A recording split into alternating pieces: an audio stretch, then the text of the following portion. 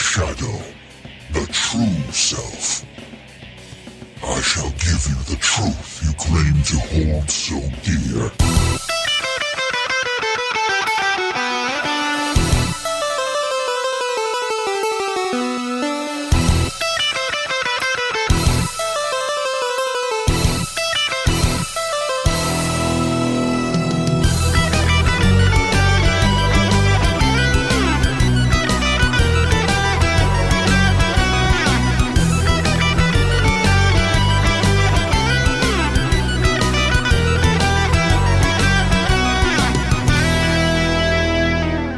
What's going on? You are listening to ThisWeekInGeek.net's Prototype. I'm your host, Mike the Birdman Dodd, but I'm not alone as I browse through the aisles of the discount great value brand X E3 2020, which is currently happening across various streaming platforms such as Twitch.com and, of course, YouTube.com. I'm pretty sure things like Mixer and all these other stupid things. But yes, we are watching this. As they've mentioned in a lot of these, a lot on TikTok, because nothing says hardcore gaming and professional reveals like the same site where people just do 5-second videos of them farting. Yeah, I don't get it. And of course, I'm not alone. I'm joined by my co-host here on Twig. That is Alex, the producer, joining us live from his central command center in Kitchener. That's right. You have a command center now. I do. I do actually. I have 2 monitors set up right now. Well, look at you, Mr. fucking Matrix. The other monitor had been under the desk for a long time, and then I realized, why don't I just move my computer to the left? And then I can fit both. My God, I miss having 2 monitors, because when I was in college, my first year, I used to have a MacBook set up on my desk, which was my primary computer.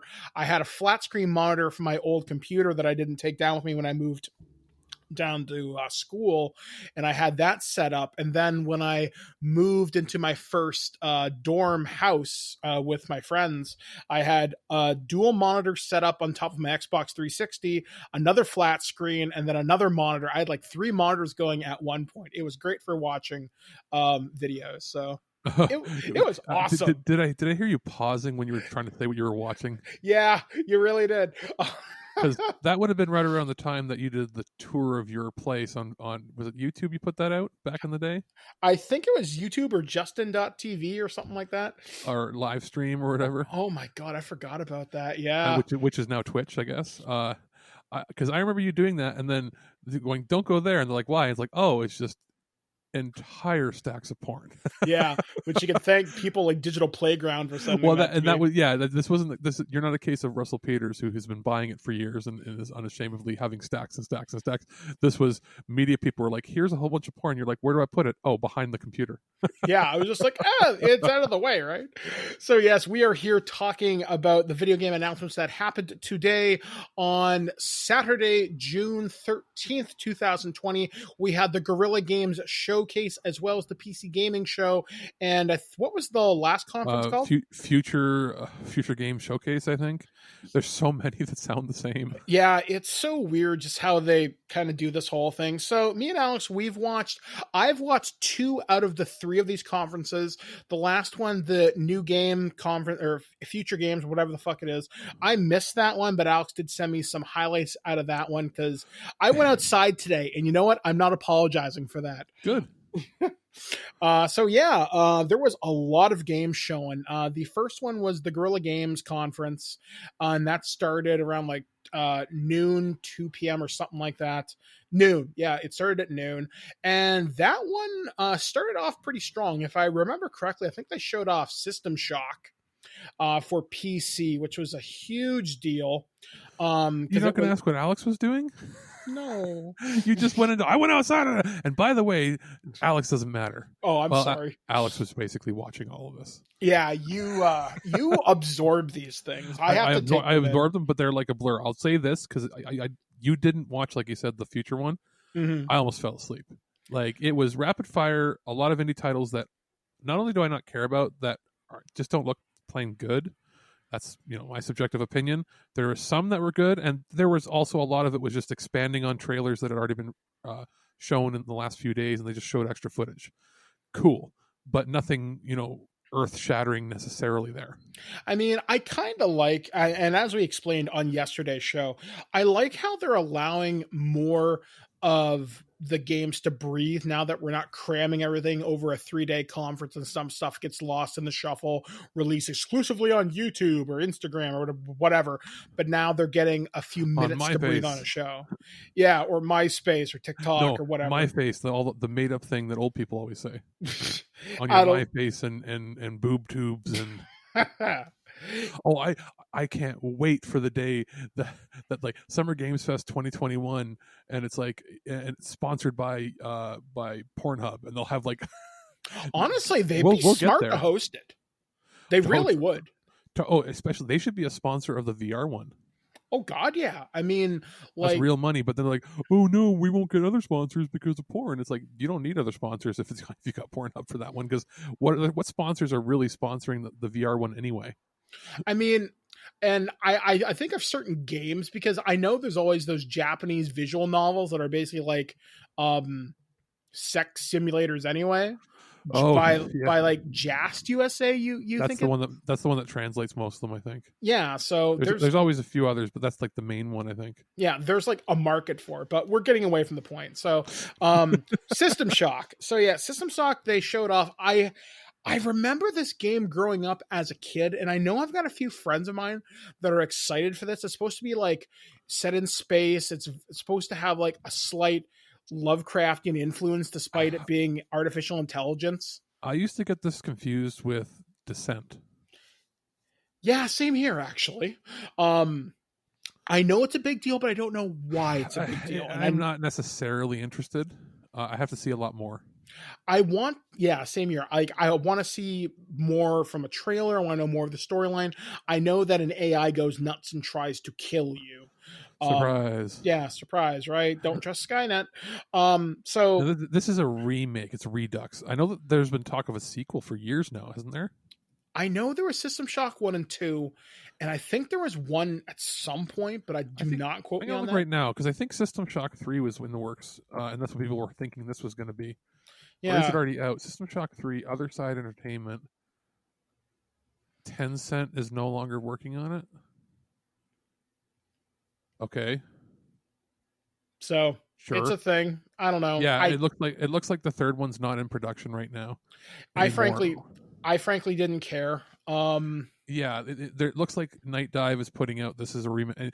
As I guess a consolation prize, you're getting a remaster or remake of the original.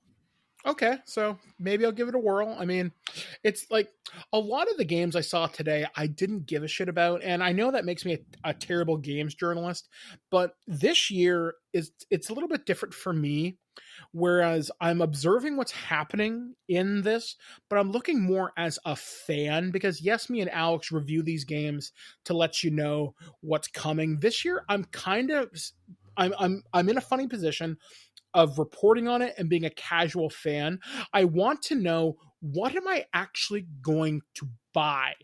If I was a consumer, what do I want? And today, I saw like 5 things that I care about. Yeah, out of 50 or more games, I looked and I went, I know there's games for everybody, but the problem is a good 30% of these games we've seen in the last couple of days are the same game.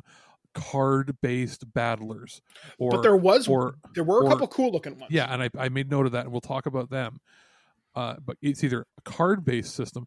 I'm sorry, I hated that when that started happening on the GameCube back in the day. I don't want to play card games unless they're like traditional card games on a game console, because if I want to play Magic the Gathering, I go play Magic the Gathering. Like I don't want to do it digitally. I just don't. And to me, it's lazy game making too, when everybody just does the same deck building thing. The other thing that I really, really don't like, every game has to be a clone of or have the similar design to Minecraft now, and or be an arena fighter.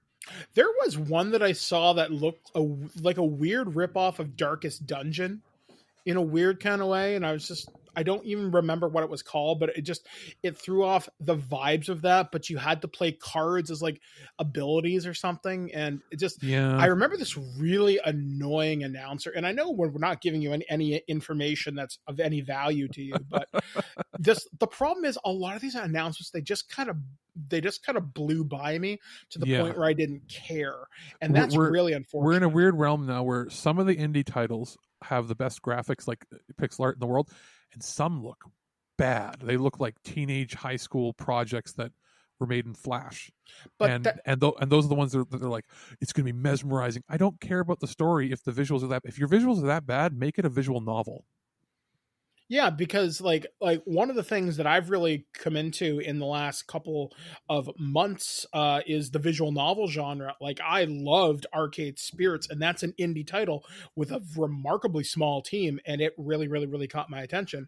Yeah. There's been a few other visual novels that have been recommended. I know there was one I bought on the Nintendo eShop for like $1. Hey, was it the Katakama one that or Kodadama one that I told you to get? Yeah, so I'm like, from all right. P-Cube? I'm like, all right, I'll check it out. It's like a $79 game that they put on for $1.25. Like, yep, no problem. Dip your feet in some of those because those are higher quality releases. Here's the thing. I said it yesterday or the last time we recorded. I'm really not trying to shit on the individual creators. I just don't know why these are sometimes what's being promoted. I feel like, are you putting these games out there just so you can say you have a reveal? I could say I have a world premiere and take a picture of my shit, but does that make it worth it? The one to bring this, I've got no transition for this moment. The one that I did pay attention to, and this was in, I think, the Guerrilla Games showcase. It was one called Genesis Noir. And it's a puzzle game, but it's also a game about creating the universe, but it has a jazz soundtrack. And I'm more interested in the soundtrack than I am the game. I noticed that's too. A lot of these games are now about setting a mood and not necessarily, they don't attack your brain through kinetically, like go stuff. It's like, I'm going to set the mood and then the graphics come secondary. Yeah, like this one, it's done, as far as I can tell, entirely in black and white, and you have to control the gravity of stars. You may have to change the age of a planet or something like that. And you're basically building creation. And it looked really, really interesting. And it's coming, I think, to PC first and then consoles, I think. But that looked pretty cool. That definitely caught my attention there. Another one that I saw again in the showcase was a game. I think it's called The Lake or something, or Lake. I briefly saw that, but my eyes were glazing over a bit. As far as I can tell, you play like a UPS driver and you're just delivering packages, and the first thing they show is you pulling up in your mail truck, and you come up to this house that's just got all these cats just hanging out in front of the house. You come up and talk to this woman, give her package. Then you go to some store, and then you pull off on the side of the road where I guess there's like a family camping in an RV, and you're just sitting there having s'mores with them. So sorry, is this basically a what we can't do in real life right now simulator? I guess. I don't know. There's just something about it because it graphically it looked really good, because like the truck is driving on the road and the sun is setting, and you can see the sunlight filtering through the trees, and on top of the truck all the shadows are like changing it in real time. I was like, that looks really, really interesting. Okay, that looks kind of cool. So that definitely got my attention. Trying to think of what else. Well, I've got the list here of stuff we were going to go through. Okay. Just because we're not going completely in order, obviously, from the different shows, but we've talked about System Shock. I know you squeed when Vampire was shown. Yeah. Now this was during the Paradox showcase, and Paradox, for those in the middle of the Guerrilla Games or Guerrilla Collective show. Yeah. Well, it was after. It was after, but it was before the PC. Yeah, it was before their stream ended. Yeah, so they were on for like 40 minutes or so, but they showed Vampire the Masquerade Bloodlines 2, which is the sequel to the game that came out in like 2000 something. So I actually have the collector's edition pulled up on my screen right now, and this thing actually looks kind of cool. like we've seen gameplay. It takes place within the same universe. One of the characters, Damsel, who established the Anarch Free State in the first game, I haven't played it, comes back, voiced by Courtney Taylor, who plays Jack in the Mass Effect games, which is cool. So the collector's edition comes with a steel book. Who gives a shit? You get a Seattle poster map. You get a 7-inch vinyl soundtrack, so that's cool. A 28 centimeter resin statue of, I think her name is Elf or ELIF. You get a PDF of the 5th edition of Vampire the Masquerade core book, which I think I reviewed on this show a couple of months ago, or at least last year at some point.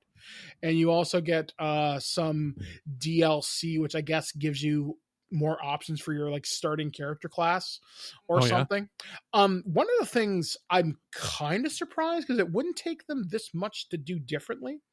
I'm kind of surprised they didn't do a super limited print run, maybe like 1,000 or 500. Well, they might. Or do the exact same edition, give the main book with alternate cover art. Do you think that might be a rights issue? No. It's just books are expensive to print. That's what it comes down to. But even like a PDF? Well, even then, honestly, who gives a shit? Because it is like kind of digital. I mean, this is one collector's edition. I'm tempted, but I already own the Masquerade book in PDF form. I don't have a record player. I'm going to get the game regardless. I just may go for the digital collector's edition because I don't have any room for fucking statues right now. But it was cool. They showed off, like I said, that trailer where the chick comes out with the shotgun and she says, I'm going to fill your head so full of phosphorus the sun's going to shine, which is kind of cool.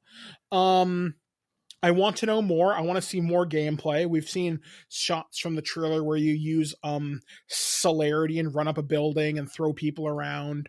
I guess you're using some kind of form of the other vampiric ability, I think potence or whatever, where you slash someone. So there is some pretty cool stuff there. I hope it doesn't suck, because I think we first saw this announced like 2 or 3 years ago. I think it was teased like 3 years ago, probably. Yeah, so it's been around a while. Yeah, like it looks interesting. I haven't played the first, but I guess I could go back. Like I think that's on like Good Old Games or something. I think so. I think it's a bitch to run, but I'm not. No, sure. Not if it's on Good Old Games. It'll work. Yeah, I know there's a huge mod community for it. Oh, you probably make it look better. That's for sure. Yeah, like because the World of Darkness community, when they love something, they love it to death. So it'll get supported. I wouldn't be surprised if there's a community that was still regularly playing it for the last 20 years. Oh, there is. In fact, one of the girls who used to be on Channel Awesome and Shay Apocalypse, Maven of the Eventide, has a section on her YouTube channel where she does like a playthrough of Vampire the Masquerade. I think she's on like part 30 or 40 now. I don't know. Okay, cool. Yeah, so there are people playing it today. So as far as you were talking like it's true indie titles. Mm-hmm. One that stood out of the bunch, the pixel arty one that was announced. I don't know if it was announced earlier, but this is the first time we've seen it. Was Out Buddies DX. That was the one that looked like a high, like pixel art Mega Man clone. Mm-hmm. Did you happen to see that one at all? That one I don't think I saw. No. It was like, what if it was still very. I was going to say high res, but high res evokes the image of like Mega Man in a higher res. It doesn't. Mm-hmm. If that makes it's basically the graphics are the sprites are the size of Mega Man on the original NES, just they're a lot more detailed, mm-hmm. but still individual pixel drawn, and it has like a bit of a Metroid horror vibe if it was also Mega Man. And then Torchlight 3 was shown. I'd heard it was coming, but I forgot. And Torchlight 1 I purchased when I was working at... Did I get that? I got that in a boxed copy when I was working at EB Games. And EB Games and their infinite wisdom, because let's face it, they're incredibly stupid. Mm-hmm. Even 12 years ago or whatever when I was working there. Something like 10, 12 years ago. They would not pick up the game to sell in stores because it wasn't, in quotes, a AAA title that will bring people into the stores. So I had to buy my copy at Walmart, and it was announced that Walmart sold over 1 million copies of it. And really? EB Games has decided that they were not going to sell it because it wasn't AAA. You know the reason why they weren't going to sell it? Because the game retailed for $20. Wow. And I was like, but you could have pulled people. And we were in the store, and when I was working there, every day for about 2 months, 3 or 4 different people would say, do you have that Torchlight game? It was probably the last time I can remember a boxed game being for PC being popular enough that people were asking for it, except for that one guy that came in for 2 years that kept asking for a new flight simulator that was never going to come out. I seem to remember Torchlight being kind of a big deal, but it never got into my wheelhouse simply because I've never been into those Diablo-like dungeon crawlers. It was a lot faster moving, and also it worked on a netbook. Like you could, it even had a netbook mode where it would turn its internal graphics down to like 480p, and it was like it worked at 60 frames per second on a single core or dual core netbook with no video card. And even today, you can scale it, and it works on a modern PC. Like it's because the Diablo people optimized it to hell. And then I played the second one when I went to college, and they brought it out on Steam, and I almost missed an exam. So hearing that there's a third one, I'm pretty psyched for that. Looks decent. Then there was Godfall gameplay. They finally showed because they showed a teaser of it before at the PS5 thing. PS5 one. This showed it. I don't get it. I don't get the. I guess it's like an arena game. Like it doesn't seem like it's got a narrative to it. Yeah, or at least nothing super obvious. It looks cool, but like I don't get if there's any hype. I haven't heard whether or not people are liking it or disliking it, right? To me, it just looks like another game. The only reason it had any hype behind it was it's the first PS5 game that was announced. So there's just, I mean, I like the way it looks, but I don't know anything about its narrative structure other than it's going to be on PC and it's going to be on PS5 for an exclusive window. I don't care. Yeah, I want to see more. I made a point of it because I was thinking like, is this something we would like?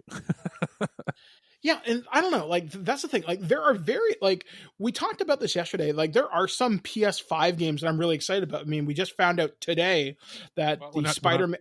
We're not talking about that, or are we?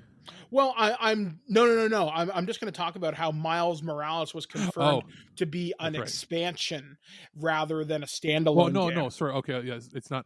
I guess that's surprise. It's going to be on the news. It's not an expansion though. It's a standalone game, but it's a smaller game. It's like the infamous First Light or something. No, that's an expansion. That's like a 5-hour expansion. This is like the Lost Legacy for Uncharted. Yeah, Uncharted Lost Legacy. So like twice the size of an expansion. Okay, so sizable.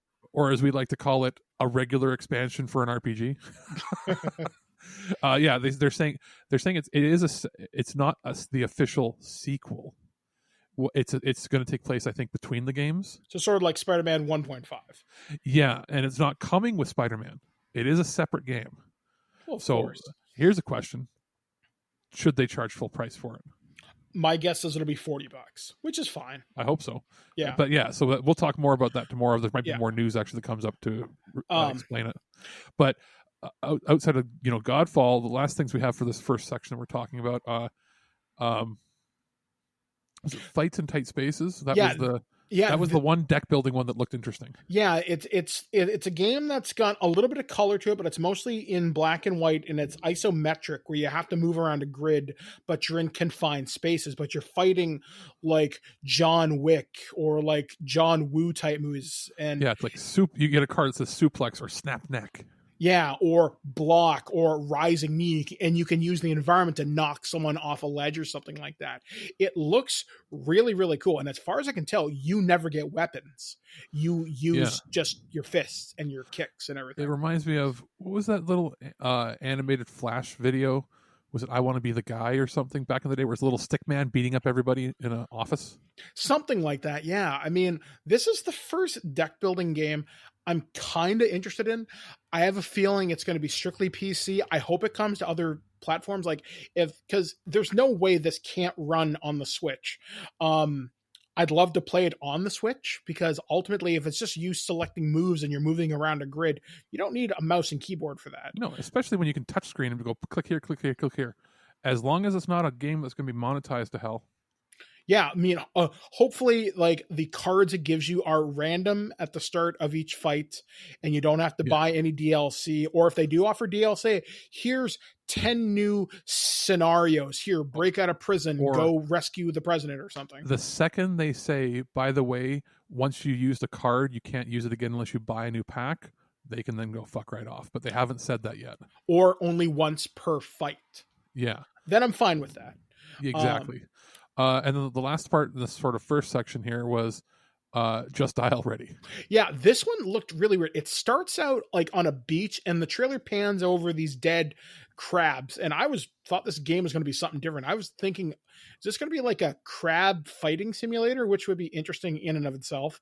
But no, it pans to this naked old man on the beach, and then it pans to him waking up naked, looking out over the city, and the game's trailer says, "Just die already." An old person mayhem. And he's hugging a giant sausage, and then the sausage is taken away, and he's sad. Yeah, it's so weird. And then it starts out before the trailer even showed. It just says, "Hideo Kojima, please unblock my number." Yeah, and then I'm like, what? And then at the end of the trailer, when it shows like the title of it, there's a whole bunch of tiny little text, and it says, "Hideo Kojima," in like really small text in the Metal Gear Solid font.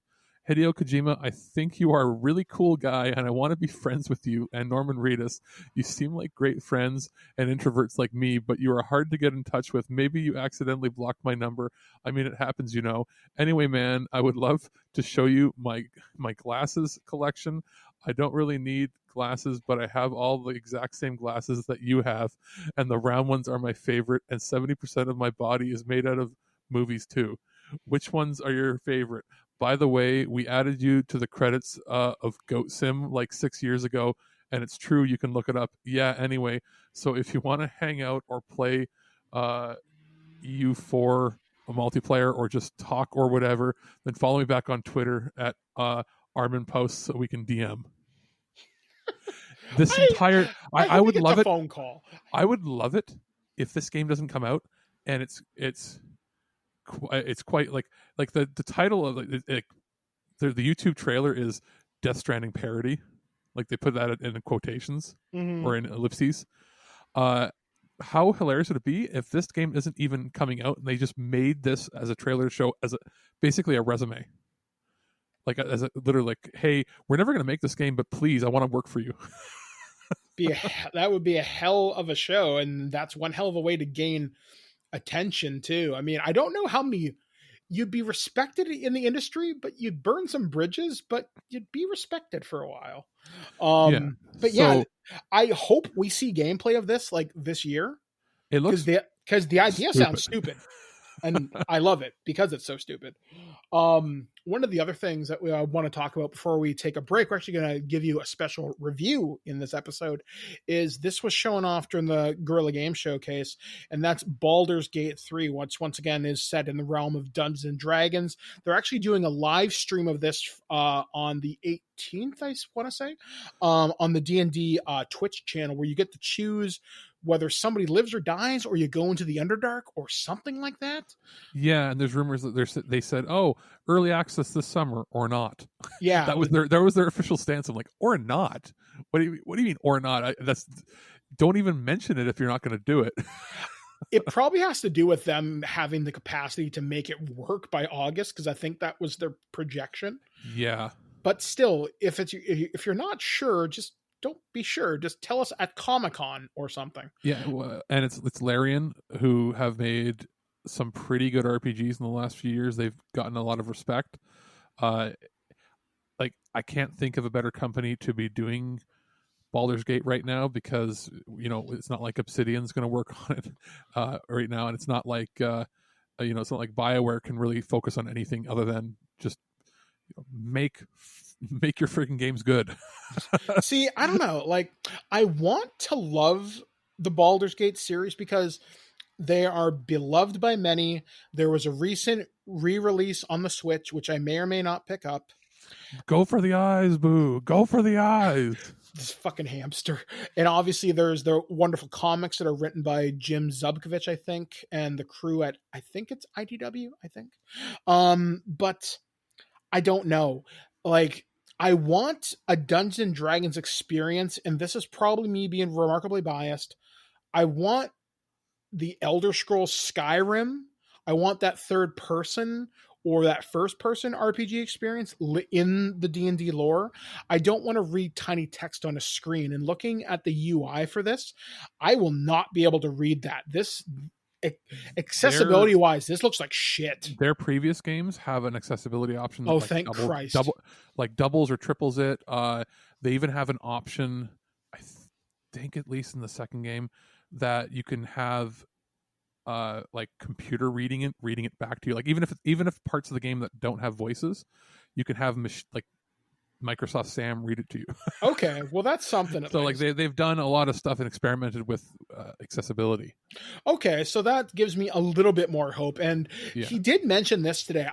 He was saying they're working on making the rule set feel authentic. So my guess is because the other Baldur's Gate games were released when D&D 3.0 was out, and before Pathfinder, which was a splinter, but that's a discussion for a different day. So this will be based upon D&D 5th edition rules, presumably. So yeah, I'll be interested to see how this all plays out. I will be keeping an eye on it. I hope some of our friends will be in this, because I know Mark Meir did something for the other Baldur's Gates that were released. So we'll have to wait and see. The main difference here is instead of being developed in Canada, and I think where was Obsidian based, in the States somewhere? I think so. Larian's over in Europe. So it all depends on what they want to do when they, get time to record voices, right? Mm-hmm. I would assume they'd want to keep some classic people if they can. Yeah, I can't see them not bringing in like legacy voices if they're available and have a good setup. But again, we'll have to wait and see. So I guess we're going to take a small break here on the prototype. And Alex, what review are we going to be hearing? My review of the PS4 remaster of the remake of Ys Memories of Celceta. This is a fair request, and I promise I will not judge any person only as a teenager, and that this is no more right than saying all teenagers are drunken dope addicts or glue sniffers.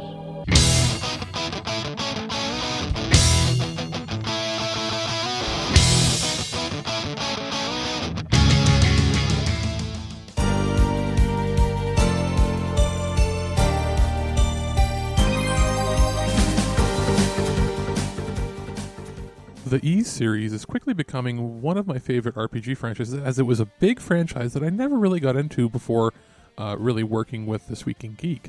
And Xseed sent over the remastered remake of Ys Memories of Celceta. It's technically, canonically, the fourth entry in the series, as there was another fourth, Ys 4 that was developed by a different company.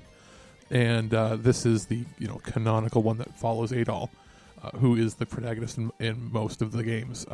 Now, this is the first time I've played it. It was originally available. Let's go back a little bit here. It is a remake of the and a reworking of the Ys 4 Mask of the Sun, and then there's Ys 4 Dawn of Ys. It sort of replaces them as the definitive version of the fourth story in the game series. So originally those came out in the 90s, I believe on like the Super Nintendo or, I think Super Nintendo for both maybe? I would assume so. Or Super Nintendo and, and one on the TurboGrafx CD. I had gone back and I'm actually starting to play Ys 1 and 2 that came on the TurboGrafx Mini that I got, which is kind of amazing that that's like the first North American translated JRPG, especially on like with CD audio and even like some voices here and there, which is kind of interesting. Now, I'm playing them a little out of order because, I'm playing 1 and 2 and then jumping here to 4. But they've done a pretty good job of upgrading the visuals from what I can tell from the Vita. And as just more and more titles are leaving the Vita and actually getting remastered for other systems, there's less and less reasons to keep holding on to your Vita. So they've done a pretty good job enhancing a lot of the visuals and audio for it. It is clear sounding. I've listened to some clips people posted online because, again, I didn't play the Vita version. And you can tell that it's just a higher fidelity, in all accounts, which is, I would say, pretty good overall. There is dual English and Japanese options, which is always good to have that, the option to play it in whatever localized format you want. The game runs at 60 FPS, which is a big upgrade too. And playing it on the PS4, I don't think there's any big difference playing between the PS4 and PS4 Pro, because it's not a super, intensive game that needs to have, that extra processing power to compute at 1080p or 4K. It appears to play just fine as it is. So overall, I had a really good time playing it. And my concern was is this game, it's a remastered Vita title. What's the price point going to be on it? And I can confirm that the price point, there's a physical edition that's coming out called the Physical Day One Timeless Adventure Edition. That's $40 US. That's pretty good. And then there is a regular edition for $29.99. That's the digital standalone edition. And then there's a digital deluxe for $39 as well that includes some of the extra features in digital format. That's pretty cool because it's in Canada. Add about $10 to that or so. So it's not quite full price, but I'm getting a pretty good, experience for the money on that, I would say. I wouldn't necessarily say that this is where you should just jump in if you're just starting the series. You can. It does give a backstory of what's happened, and it sort of tells the adventurer's backstory a little bit, but it is something that you'll get a lot more out of it if you've played the first few games in the series, or even the newest one like Xseed that came out a little while ago. So the action is good, the controls are tight, there weren't any glitches. Overall, a pretty good enhanced version, and another great Vita title that's finally hitting a mainstream console that people actually can play. Basically using geeks. Leave me alone, geek boy. Holy shit, you geeks are badass.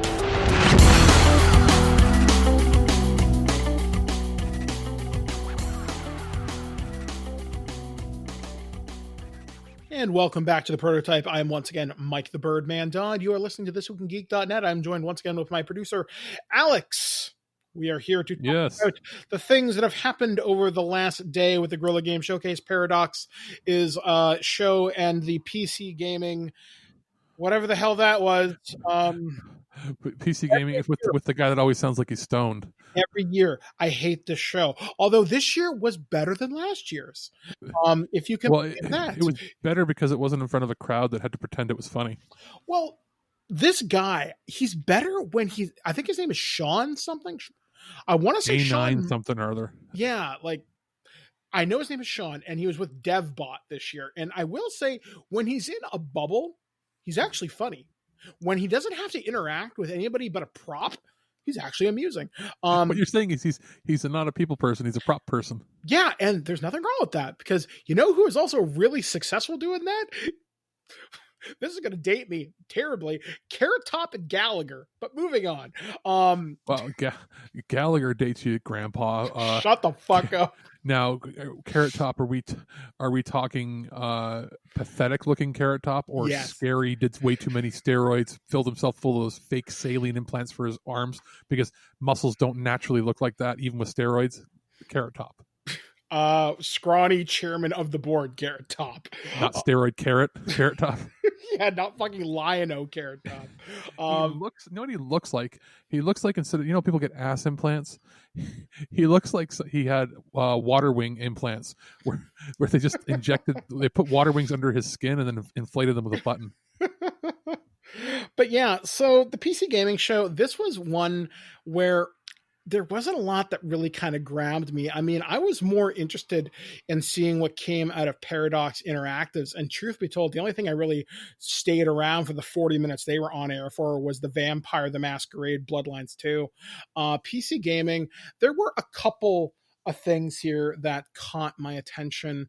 There was one game, and I can't remember its name, but you'll know the trailer when you see it. It's one of those pixel games, but it's like that shooter that we saw where you shoot to the beat. but it was hyperactive. It's you jumping around in this very Minecrafty-esque world. That might have been the one I was falling asleep during. Yeah, this game looks like it's going to give someone a seizure, and I'm not saying that one. Yeah. No, that's the one you said. You said, "What's the seizure bullshit?" Yeah, and you're right. It was flashing way too much, and flashing in the wrong colors, like the ones that will do that. Yeah, I was saying. I'm surprised they didn't have a warning on screen. Yeah, like that's going to give someone a seizure, and I'm not saying that to be funny. I legit think that because I saw it, and Blair looked at me because she happened to be in the room. She's like, "Mike, I can't watch this with you," and I'm like, "Why?" She's like, "Look at it." So yeah, no, yeah, I don't remember the name of it, but you'll know it if you see it. Fae Tactics looked like a cool pixel arty tactical game if you like that sort of thing. Very, very like characters all have life to them, like they seem to always be moving, which is better than those static sort of tactical games. We finally got to see more of Twin Mirror. That is the next game from Don't Nod, the people that made the Life is Strange series. We saw a preview a couple years ago that I think the graphics look worse now. I don't know why. Was it originally going to be on like a single platform maybe, and now it's not? Or they said it even before the trailer showed. They said that now you remember seeing this. It looks different now, and I'm like, what do you mean? And it does. It looks like they downgraded the visuals. But maybe they were encountering some serious issues trying to get it done with the previous budget. Maybe. There was one game that I saw, and this really surprised me because it had really high caliber voice talent. And I remember seeing a trailer for it years ago. Now we're actually seeing gameplay, and I think the game is called West of Dead. And West of Dead, or are you talking about West of Dead or Weird West? No, West of Dead. You're in hell or purgatory, and the main person is voiced by Ron Perlman. Yeah, that one. That I thought came out already, but it hadn't, I guess. Yeah, same here. I thought it had already been released, but yeah, you're in purgatory, and there's a few people that can help you. There's like a bartender, I guess like a fortune teller or someone, and like I guess another bounty. You basically look like Ghost Rider, but you're walking around shooting people. So it's kind of like one of those top-down shooters like Hotline Miami, except you're fighting monsters. It looks interesting, actually. I hope it's not one-hit death, because if it isn't, maybe I'll get it because Ron Perlman.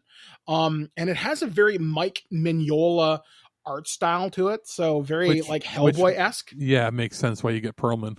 Yeah, like it looks cool. You've got my attention with it. Give me more info. But it did show cinematic. It did show gameplay.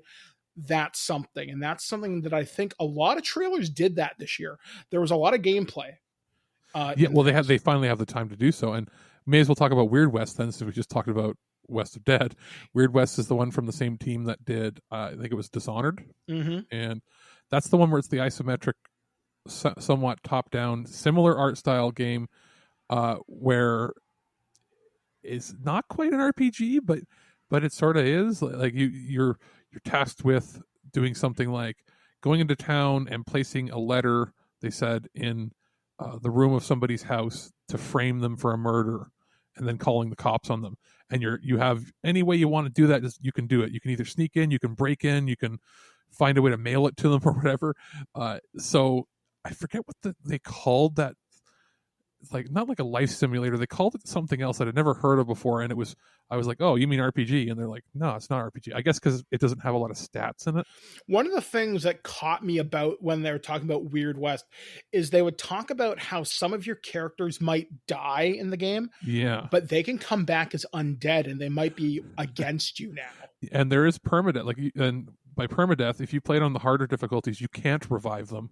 And then they will likely come back and haunt you. Which is really cool. And it's a roll of the dice.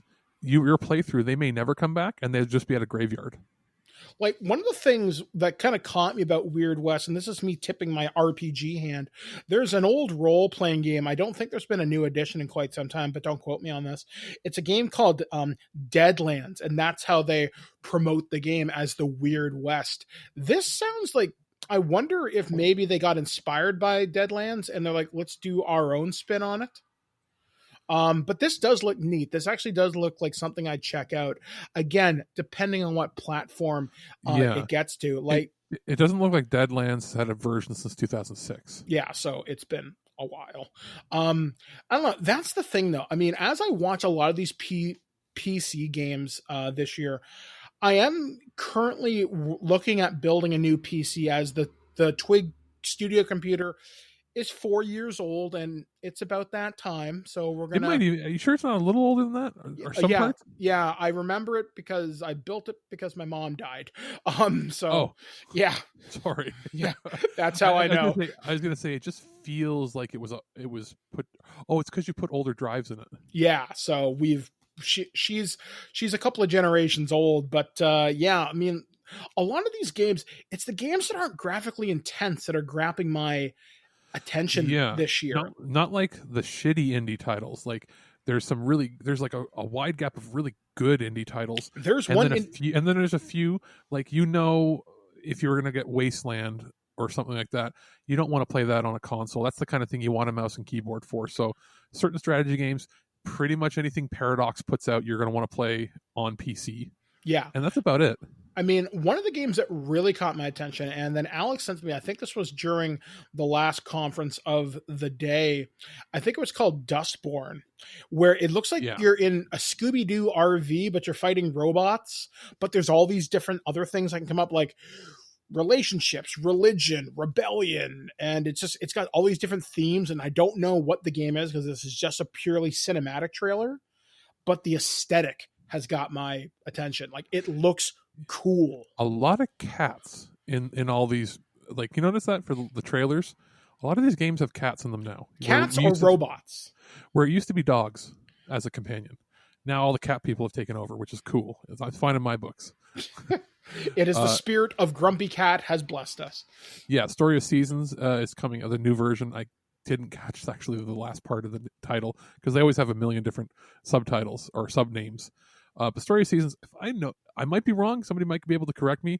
I believe that was originally the Harvest Moon series, and then there was a big problem that the developer had with the publisher Natsume, and they split. And they weren't allowed to use, like, Natsume owned the name Harvest Moon, so they had to make a different game series, but it's basically the same game. So, like, the Harvest Moon games that come out now are considered inferior, and that's why they've been getting bad reviews, because they're not made by the original team. And I believe Story of Seasons is made by the original team. So there's a new Story of Seasons coming out on PC, and it looks like it's probably going to pick up some of the hype left behind by those that either don't have a Switch, can't get one right now, they want to play like an Animal Crossing type game. I don't know. This game, I'm interested, but only because I've been putting off starting Animal Crossing. Yeah, I mean, it looks like an alternative, and if you like the old school, it's like the originator of that sort of style. Then there was Shadow Man Remastered, which looks bad. I don't get why certain N64 games are getting remasters and reports. I don't remember it being a particularly good game. I remember it being ugly, and all it is now is it's ugly in widescreen. Do you not remember the weird controversy about Shadow Man? I think there was some weird contest with like Acclaim or whoever was the publisher. If you named your kid Shadow Man, they'd pay you like $20,000 or something stupid really? like that. It was something really weird and really stupid. Yeah, I remember that. It was dumb. Like, it got mixed reviews. Why are you bringing that game out again? Interestingly enough, it was, Acclaim, but now it's got Valiant's name on it because originally it was a Valiant comic. So I guess it's being revived simply because Valiant is starting to expand more. Maybe it was a cheap IP and a studio thought, okay, we have the resources. Yeah. Somebody in our studio clearly likes this. Let's give her hell. Well, Turok was also under their branding too for a while, remember? So I think they might just be doing all of the Valiant games that came out. Yeah, because I don't know who holds the Turok license right now. Because it's interesting to me that these are the titles they're picking, and we're not getting some of the more, like, not prestigious, but like exclusive titles that people forget. Like, what was it, Winback and some of the other. There's some other really cool, somewhat forgotten games for the system. Like you had mentioned off the air, Shadow of the Empire. Well, that is probably going to be a rights issue to get some of the stuff done. Yeah, I mean, honestly, if they were to redo Shadows of the Empire, that will be a complete. they're going to have to redo it to fit with Star Wars canon, and I don't see that happening. Why doesn't somebody work with Treasure or whoever owns the properties to do Mischief Makers, one of the best games in the system, and that would be perfect for consoles now with motion controls? Because in that game, you navigate and you do everything by shaking. Like you press the C buttons to shake the balls that get your coins or get your secret items. If an enemy throws a missile at you, you grab the missile with the B button, then shake it to make the weapon bigger and shoot it back at them. Well, you know how easy that would be to do with a controller that has motion controls. You just shake the controller slightly or shake your system and then just throw it back at them. Like that's a perfect game to do it with, but nope, they're licensing things like Shadow Man. It had the name Acclaim on it, man, and you know that's going to be a bad game. Yeah, it's just I don't care. I don't get it. One game that this caught my attention, and I know I'm using that phrase a lot, but this one just looks genuinely cool. It gave me vibes of Dead Space and Alien Isolation with a little bit of Doom, but not Doom 2016, Doom 3. So throwing it back a little bit. This was Quantum Air, and this is going to be on PC and PS5. I'm pretty sure it's going to be on PS5 for sure. Yeah, they mentioned that very specifically in it, and it had. They mentioned it's work in progress and that it's not representative of necessarily what it's going to end like. It's like, what if Doom 3 had all the atmospheric lighting and ray tracing? Yeah, like it looks cool. There's like people stuck to the wall like an alien. There's like monsters there. You're armed with like a pistol, which good luck. The fire looks pretty good. Yeah, it looks intense. It looks atmospheric. It looks like if Dead Space was made now and the necromorphs were not over the top monsters. I don't know. There's something about this that I like. It came to my head because I was thinking like what games would be good to remaster and put on these new systems, and not necessarily this exact style. You know what? It has been lying dormant now for it's got to be 10 years. What? Why don't they bring back why am I drawing a blank on the name now? What was the name of the games? I think most of them were on the Xbox, and then eventually they had the third one on PS3. The games from Capcom when you're on an ice planet. Oh, Lost Planet. Yeah. Yeah. Those had a remastered trilogy. Yeah, that'd be pretty cool. You could do a lot with particle effects and everything nowadays. Like, I remember, I think the third one came out 2013, so it's not quite as long as I thought. But yeah, like it's why has that not had? Well, I guess the reason is probably just Capcom, but why isn't that getting a trilogy, right? Like that would be something that could really utilize the newer engines and everything because it has all the snow effects. You know what I'd like to see, but probably won't happen just because we've gotten Resident Evil recently. I want a new Dino Crisis. Dino Crisis. Because honestly, though, those games were... The third one is shit, but the first two are really fun. And wasn't there another one in that same sort of style? Was it Blue Stinger? Or a couple of ones. There were some Dreamcast titles that were in that style. Yeah, I know what you're talking about, but I haven't played those. Terrible voice acting, but fun. Yeah. And then... was it D or D2? Well, here's the thing. Why hasn't Square Enix put out a trilogy, or at least the two of them remastered? Why don't they redo Parasite Eve? People have been asking for that for years. Like the third one came out as Third Birthday or something on something the PSP. Like that. Yeah. Why don't they just do a trilogy of those? Do it in the, or even release them in the style of Final Fantasy VIII, where they just redid the polygon graphics for the characters, put it in widescreen. And I've never played them. The first one, I played half of it, and it was really cool. Like I don't like grinding in RPGs. I didn't mind grinding that one because I would grind for gun parts. Because I wasn't always into action RPGs back in the day. That's why I think I avoided it. Plus, it was a horror. But isn't it like random battle? You go into battle, and then it's action once you're in battle. Yes. Yeah. So I mean, cool. That would fit today's method of playing. Like, not as many people like turn-based games anymore. Or maybe there's a bit of a resurgence, but like I feel that it would be something that would do really well. Like, could you imagine if they had revealed, that Project Athia thing they showed off? Mm-hmm. What if they had showed off that whole game and it just said Parasite Eve? That would, and if they said coming next year, if Square Enix could keep a big project like that under wraps, that would have broke the internet completely. I don't know if I go that far, but you would have a significantly vocal fan base being really, really excited. Okay, sorry. It wouldn't have broke the internet. What would have broke the internet is if at the very end, after they showed off the PlayStation system, it was fading out to black, and then you just saw a clock ticking left and right from the beginning of Chrono Trigger. That would have broken the internet. That I think only to be outdone by release date for the next edition of Final Fantasy VII Remake, 2021, and it gives you a definitive date. Okay, I can tell you, Chrono Trigger, as much as we love it, and it's loved by a lot of people, I think what would truly break the internet was if at the very end, what you heard, instead of seeing the clock ticking back and forth, that's big, but even on the same scale, would have been if you just heard the organs from the beginning of Final Fantasy VI. Or Kefka's laugh.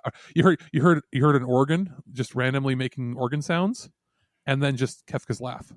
And it has to be the 16-bit laugh, so you know what it is. The 16-bit laugh, and it just pops, and then just pops up on the screen, and it shows Final Fantasy VI, and then it slides to the left, and it says remake. Yeah, that would be a system seller for me. For system seller, but I think the Chrono Trigger would be something that is. I think has wider appeal, or at least diversifies their whole thing. If it had just popped up with the ticking clock, that would have been enough. There's a lot of franchises on the PS2 era and PS1 era that we didn't either get or forgotten. There was like Shadow Hearts or something, and a few other ones that I never played that looked pretty cool. But Parasite Vagrant Story or something like that. Yeah, Vagrant Story. I think Parasite Eve is probably the one that they could make the most money on, capitalizing on the Resident Evil fan base. Yeah, I just don't think using a police person as the main character right now is the hottest idea. Maybe not. Maybe not. Well, then, yeah. Final Fantasy VI, a little bit easier. Chrono Trigger's a little easier. He's got a frog. He's Frogman. Exactly. He's an honorable Frogman. And then the last thing, even though it was midway through the show that was announced that we both went, and we basically stopped watching the show for a bit, was the confirmation of Persona 4 Golden coming to Steam immediately. In fact, it was before the show started. But we didn't know. Now, this was something actually kind of special because obviously me and Alex are in the media and we have access to certain resources. Now, even Alex has a better relationship with Sega and Atlas than I do. They told fucking nobody. No one. Yeah, nobody knew. Like, there was rumors about it, and like the Steam icons popped up a couple days ago, but it was never confirmed. The people thought that initially that it was like, oh, it's the game, or they thought that it was going to be DLC or skins for what they thought was going to be announced, which was Royal coming over. Because it would have made sense for Royal to be ported to PC more so than a random older game. So we were like, oh, maybe, and then it drops, and not only does it drop, it's not just, hey, here's the game, play it in 1080p. It's, hey, here's the game, completely redone sprites and character models. You can also play it at 1080p, but you can super sample it to double or triple the resolution. All the music is there in higher fidelity than you've ever had on the PSP or on the Vita. And they also included Japanese voiceover for the US release for the first time, so you can pick which version you want. Yeah, like, honestly, seeing this... and $20. Yeah, I mean, 25 if you want the soundtrack, which is only a selection. It's not the complete soundtrack. 24 Canadian and 30 Canadian, I think, for the soundtrack selection. And you get an art book, too. Yeah, if you're somebody that can't, afford getting one of the big multi-disc sets, it might be worth it just to pay for that, if you don't have it on a streaming service either. Mm-hmm. If you want, it's only a few bucks extra, because that money is going to go to the composers, and if they like, if they see that people are buying the collector's edition that way, then maybe they'll start putting up more. Yeah, I mean, ultimately, this is exciting because it shows that Atlas and Sega are willing to take an older game off of what is essentially a dead platform. Well, there's been very few things that people were still keeping their Vitas for, other than piracy. Yeah. We're talking like people that want to keep it and were trying to play it.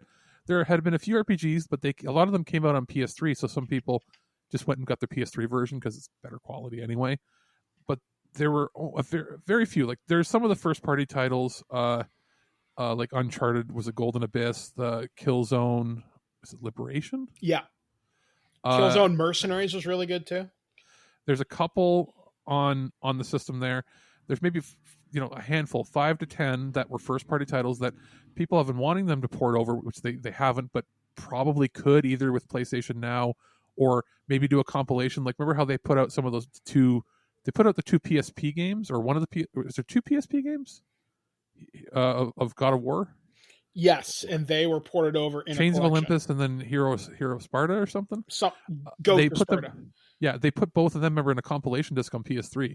So there's no reason why they couldn't do that with these ones, especially if you've got motion controls now built into some of the controllers for some of the things you had to swipe on or whatever. But they could make it work.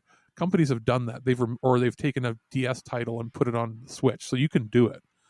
But as far as third-party titles go, there's basically 2 games that people were still holding out on them, because almost everything else has been released on every other platform by now. And it was Persona 4 Golden, which was the system seller. It was basically the only system seller. And the other is Tales of Hearts R, which was a Tales franchise RPG. I think Tales of Hearts was like a DS title or something that we didn't get in North America, and that was the only English translation. So people kept it for those 2 RPGs. Now there's just that Tales of Hearts game on there. I wouldn't be surprised if Tales of Hearts are just gets a port to PS4 and Switch and everything, because a lot of those PSP and Vita titles have started to be ported.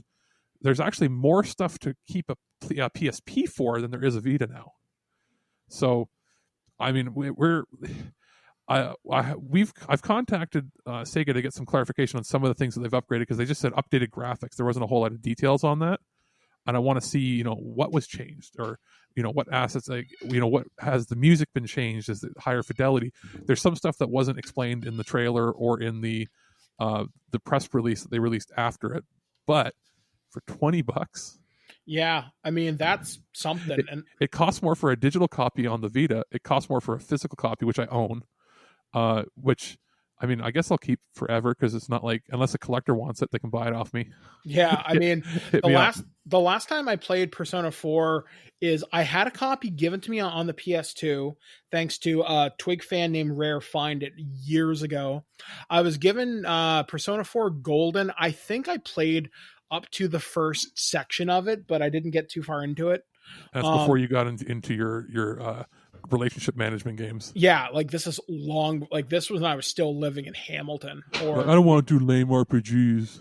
Well, I don't know. I'm so finicky with RPGs, but anyway, I really got into Persona 4 Arena, which I'd love to see them port that. Actually, I think they already have.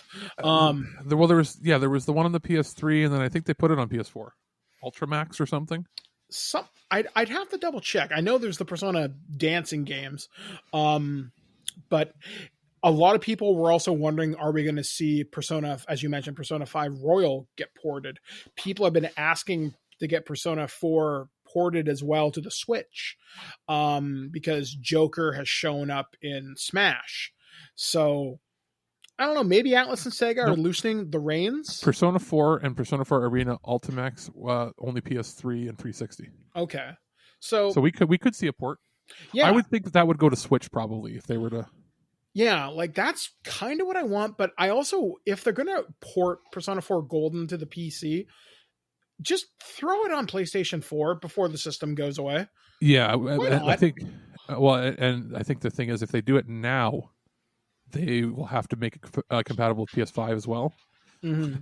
So maybe they won't, maybe they will. All I know, give it to us on the Switch, because the Switch can handle it no problem. I know when we find out more information on it, you and I are probably going to be playing it at some point during the summer. Yeah, because I want to experience it from the beginning, because the thing that got me about Persona 4 Arena is I love the character designs. What got me into Persona 4 recently, sorry, my wife just set something down on my table, is I was really want to check out more of the music, because when I changed costumes in Persona 5 Royal, the music changed, and I found out the music I was listening to was the battle theme from Persona 4. And I was there's a few, and the characters in there you'll love Teddy, because he's a bear, and he's very glad to meet you, and everything is a bear pun. But he's also a bear who has an existential crisis where he decides, he's like, am I a bear? What am I? And they're like, yeah, you're a bear. Yeah, I didn't get that far when I played it initially. So you didn't actually get into the first dungeon. No, I didn't get that far. I didn't play very much at all, which I And really feel terrible for. You'll like it. There's the quality of life upgrades on Golden, where if you can play it on easy, but if you die a couple times, so you can just let yourself die a couple times if you want to. You get to very easy, and very easy. I don't believe they can use one-hit kills on you at all. And the Reaper's in it too, but you can only kill the Reaper once, and he doesn't show up again. And there is the expansion with an extra character and more stuff added. Not as robust as Royal, but yes, I can hear the kitty. Hi, Ayla. Hi, Ayla. She's screaming. But they did do a fair amount to it. I want to hear. It sounded good with headphones on back in the day, but what I want to hear is, have they put like uncompressed audio in it now? I would think so, because I know the visuals, you can upgrade it to like 4K. Yeah. So I'm so down to do it, and I was debating, do I move my PC into my bedroom so I can play this 80-hour RPG, because I don't want to sit at my desk for that long. I don't know. I'm really looking forward to it. It's so much so I'd loaned, if you've been a Twig fan for a while, you may remember we had a cast member named Mr. Christopher who's still on sabbatical, but I'd loaned him my Xbox One controller, and I use that with my computer. So I got my Xbox controller back. I'm hopefully gonna dig into Persona 4 Golden at some point soon, and there's a lot of voice acting especially for a portable title. There's a lot of voice acting, not quite as much as Royal, but probably about as much as that was in the Persona 5 original release. Great music. I actually like more songs in 4 than I do in 5, even though I love 5 songs. I don't know. I'm so impressed with all the Japanese soundtracks I've heard in the last couple of years. Like, I'll give you the basic setup for the game without giving away any spoilers, obviously. Instead of, you know this plot of 5 and how you end up where you are at the beginning. This one is, parents are going away for work, and so you're gonna go for a year.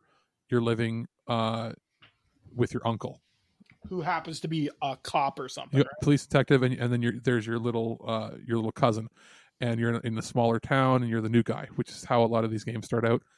And when you get there, a weird fog rolls in, and there's like rumors at school. You know how we used to have like urban myths at school you talk about? Mm-hmm. Well, they're like, hey, if you turn the channel to this channel at this time, you'll see who's going to die. And so he does it, and then sure enough, some fuzzy figure shows up on the screen, and you're like, oh, who the hell's that? Oh, that's weird. You think it's and you go to school the next day, and you're like, oh, somebody was found hung from a power line or a light pole, and you realize it's the person you saw on TV. And the cops are trying to investigate a serial killer, and one of the first times you meet up with all these different ragtag group of people, you are at a department store, which was the theme song that they played when they were teasing, in the game show here. They were teasing like, we got a game to reveal. That was the theme song for the department store, Junes. When you're there, you basically fall into a television, and you end up, and when you get in there, you look around, you're like, wait, this is the set for where we saw the people get murdered. And that's how the game starts.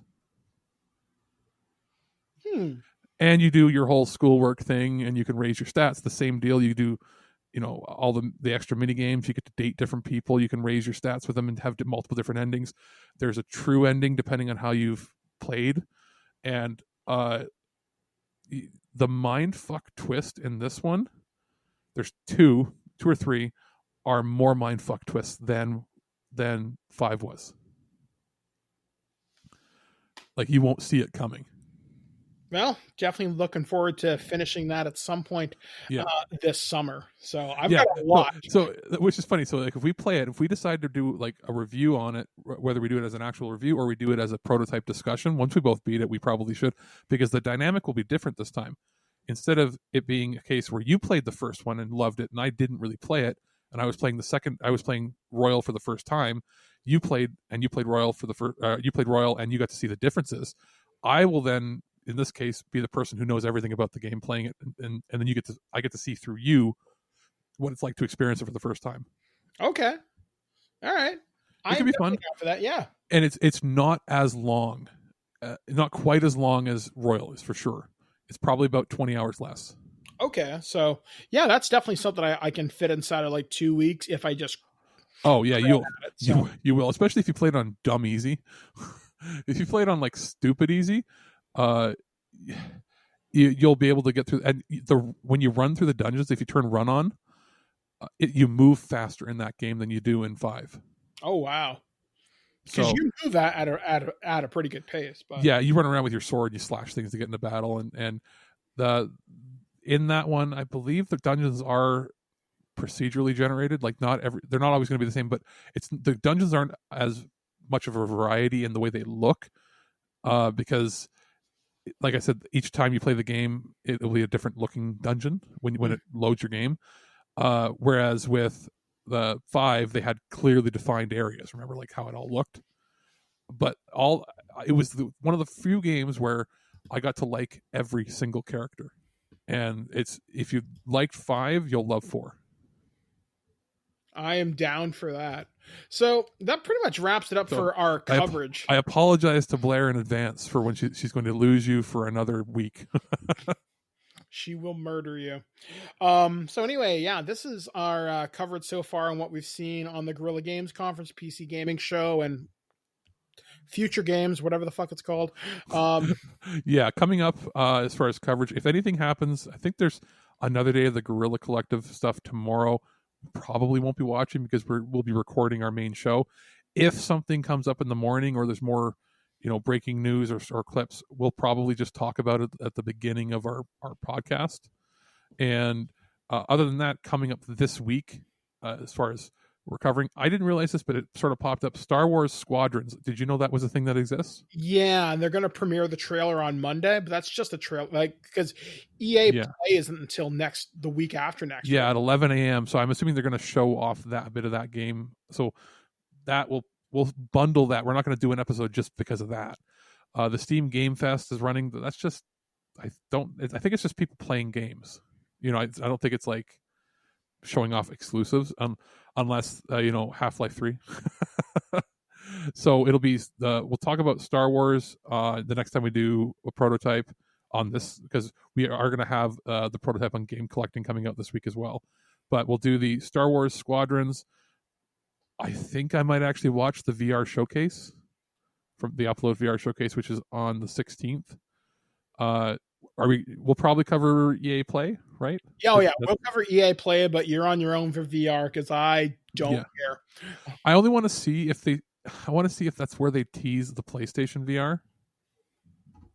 Because wouldn't that be the show to do it at?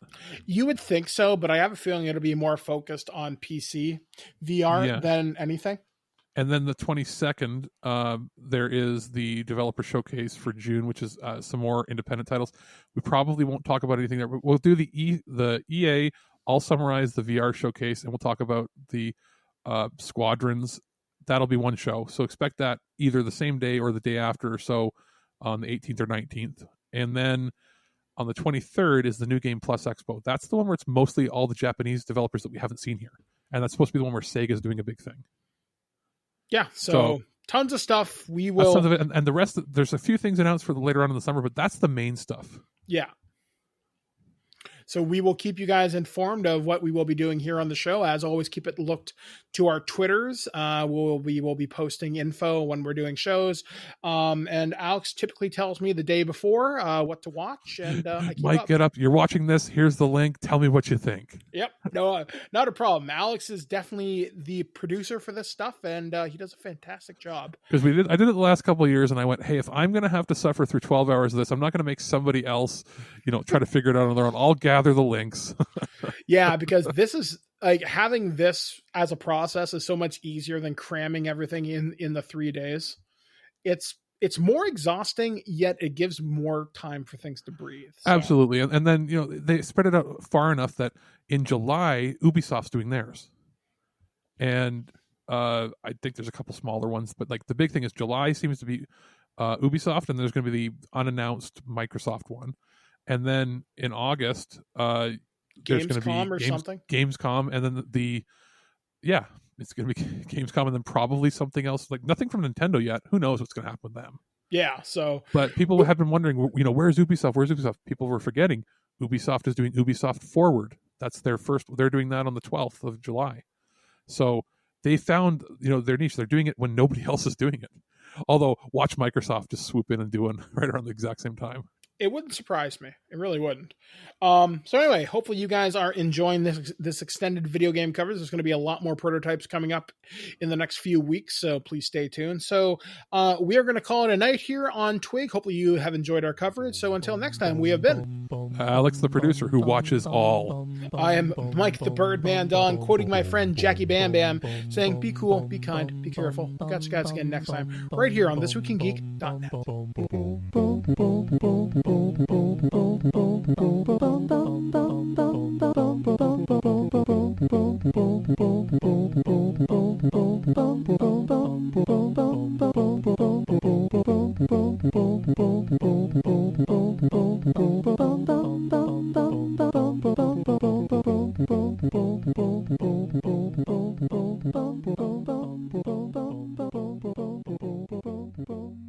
Well, that's our show. All right, here's the deal. Every time you watch my show, I will send you $40. Checks will not be honored. You've been listening to This Week in Geek, your source for guaranteed nonsense or your money back. Tune in next week for more info on the most important things you didn't need to know. Check out our website at ThisWeekInGeek.net and subscribe to our podcast through iTunes or any podcatcher. If you'd like to comment on this episode, head over to this episode's post at ThisWeekInGeek.net and leave a comment through Facebook Connect. Follow us on Twitter at ThisWeekInGeek.net and follow our Instagram at twig_official_podcast. Social media not your thing? Send us an email at feedback@ThisWeekInGeek.net. We'll see you next time, and remember, lower your shields and surrender your listenership. Just when you think this show is terrible, something wonderful happens. What? It ends. I have to go. Somewhere there is a crime happening.